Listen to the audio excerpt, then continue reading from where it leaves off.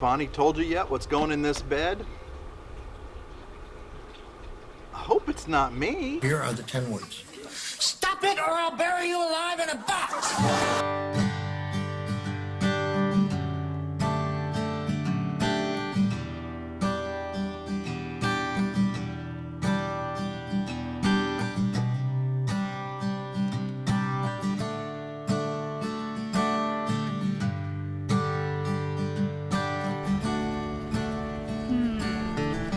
Wonder what it's gonna be. Hey friends, I'm Bonnie from Wild Coffee Homestead. I think there's been a lot of talk about this little box back here. I think Kevin has some ideas for it. I haven't told him what my thought was though yet. He asked me. He said something about a bed, with his bed. I don't think that'd be such a great idea. A little hard. But I had a great idea. As soon as he gave me his vision of this area, which he's been working so hard on. This was an area that was tended to flood, and now he's raised it up. We have a beautiful area to walk and just enjoy, so we're really excited about that. But this little box behind me here, I'm gonna make it an apothecary garden. I don't know if you guys know what that is. Hippocrates once said, "Let food be thy medicine and medicine be thy food." And that's Kevin and my philosophy. We really try to eat healthy and let food nourish us so that way we can be healthy, not have to fight disease and take medicine. Some people say it's too expensive to eat healthy, but I'll tell you what, medicine is very expensive. I'd rather do it on this end and spend a little more and grow your own food, put a little extra effort into it. So he's got this beautiful raised bed ready to start working on, and I think we're going to be planting some herbs in here, some medicinal herbs like sage and thyme and holy basil. I've not tried that yet, but I hear it's amazing. It's just another variety of basil, and probably some regular basil, sweet basil too, Thai basil. Even flowers are medicinal, like marigolds. So we're really excited about it. Kevin even has, I don't know if you can see the little pipe over here. He's already got it ready for irrigation. Here in Florida, it's either feast or famine. In the summer, we're flooded, which the raised bed will help us out in that area. And in the winter, it just stops. No rain at all. So we're real excited about that. You can tell I have a jacket on and we're in Florida. I was planning on getting out here when the sun was out and it was about 70 degrees out, but I realized it was our day to check the kombucha. So I went and had Kevin try it with me, and sure enough, it was ready to go. So we tried some neat new flavors for our second ferment. I think we did apple ginger and orange ginger and pineapple ginger to not only flavor them, but it's going to have the second ferment, so it gets nice and fizzy. This is our third batch, and each time it keeps getting better. So we're real excited about that. Haven't tried ginger, so we thought we'd try some different versions of ginger. And can't wait to, in about 3-4 days, we'll check it and get to enjoy it. Before we fill this bed, I have a few things I need to do. We have weed block on the bottom of it, mainly because we had used that as a foundation before the shell went in. So I'm going to go ahead and cut that out, and then we'll place cardboard as a weed block. The reason we want to use cardboard is twofold. One, the worms love cardboard. Weed block, they wouldn't be able to get up through, but the cardboard will decompose and allow those earthworms, I think they eat it, and they will make a nice warm cozy home for them. The second reason is we want our plants, if they happen to have deep roots, to be able to go below that surface of the bed into the native soil. So that's what we're going to do. Got my handy dandy knife, and I'm going to go ahead and cut that weed block out.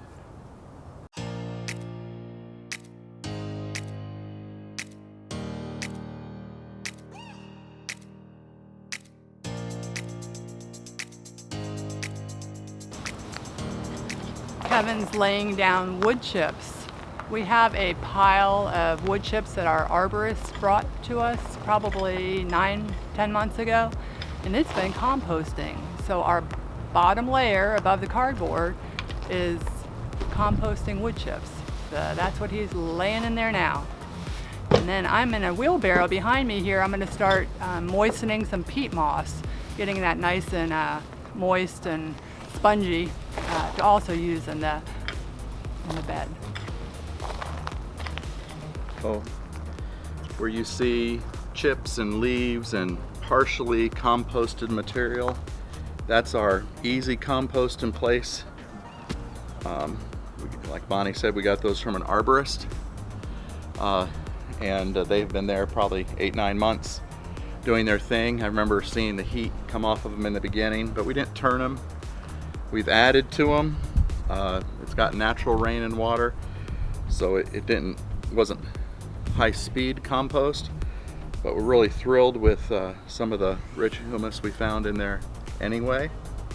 But that's in the bottom to continue composting.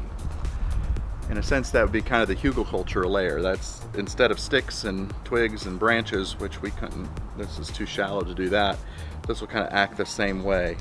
On top of the cardboard, we hopefully have a great worm home there. I have, this is topsoil. There's zero nutritional value really for what we want.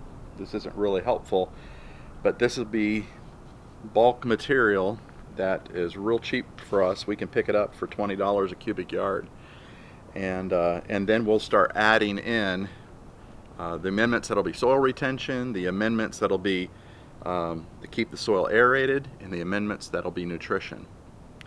And that will mix into this. So I'm thinking I probably have 2 more gorilla carts, and then I'll have some bulk material here, and Bonnie will start adding in her magic. So I'm still here doing the heavy lifting. I'm infrastructure man.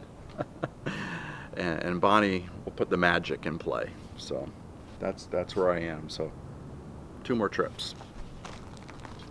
Well, we got our peat moss all saturated with water. If you don't add the water to it well, it will never receive water when you water your garden. So that's why I took so much time to really work it in well. So now it's evenly distributed over the garden. Next step is to add perlite and vermiculite. The perlite's going to kind of aerate it so that that topsoil doesn't clump and turn into mud in there. It'll keep it loose. And the vermiculite, it will do that as well, but it actually does have some nutrition in it. I am going to wear a mask when we do that. I know when I've used perlite before, it's kind of bothered my lungs. There's a lot of dust in it, so when you see me wearing the mask, that's why. This is an apothecary garden, you know. So this is our compost bin. This is probably our most mature compost, and at one time it was over the bin, and it's probably now almost a year old, so it is aged well. Miss B has been gardening it lately. She was in our garden, but she's been guarding the compost bin while we recreate the garden. But come look at this compost.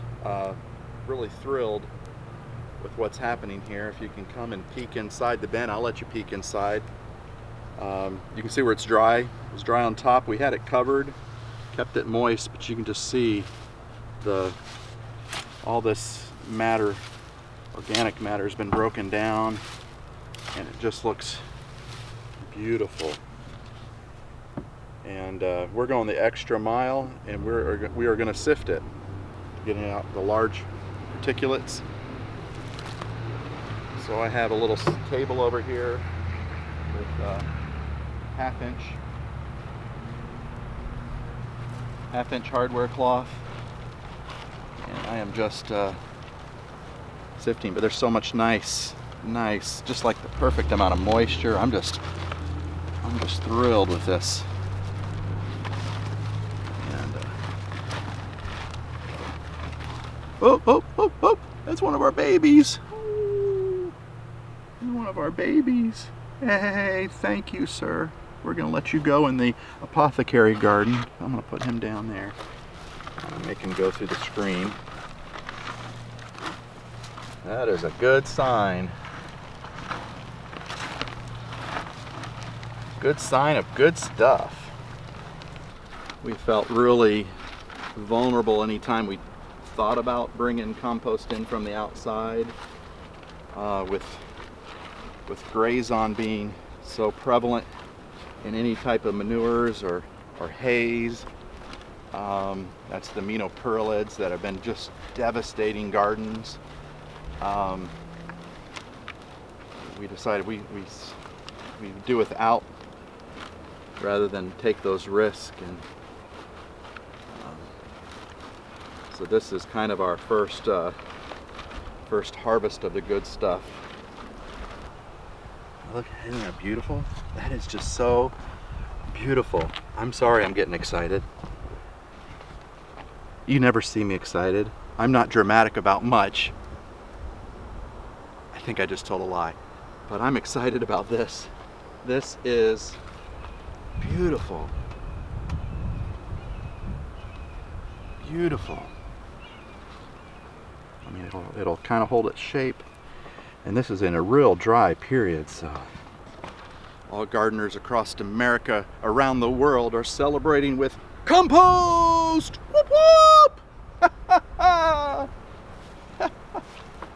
Yay! Yay, yay, yay.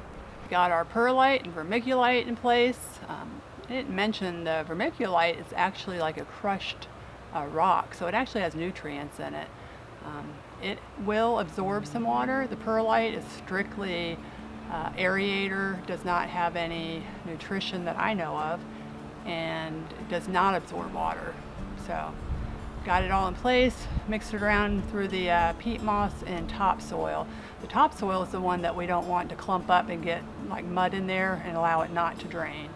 So next comes the fun part. We're going to place our gold compost on top, and then we will top it with some Azomite, which is a rock dust, a mineral rock dust that will nourish our soil, as well as Dolimite, which it sweetens the soil. It's a combination of lime. So that's what we're going to do next, and we are getting close to this garden being ready to plant. We did it. You did it, baby. I couldn't do it without you. Good job. I did not mention, except for our gold compost being the most amazing, the last thing I put on was earthworm castings. It was a 28-pound bag plus part of another one, so we were very generous with that. And then after the Azomite, Dolimite, and earthworm castings were on top, I just worked it in just slightly. Yeah. So It's in the top part of the bed. yeah. Yeah. There we go. We did it. And I'm just so pleased that this is not my bed. you have a nice bed. Well, thank you for allowing me to stay in the bed. Yes. So now we're going to plant some winter crops, and then in the spring we'll make it officially the Apothecary bed. Yeah.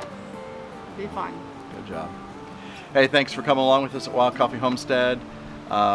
Feels like we always have another project. We can never quite keep up, but it's fun being able to share this journey with you, and certainly fun to share it with you.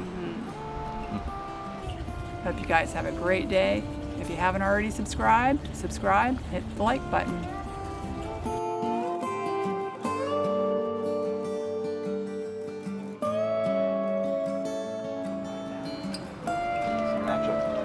Hey guys, it's not your bed either. Huh? Did you have fun?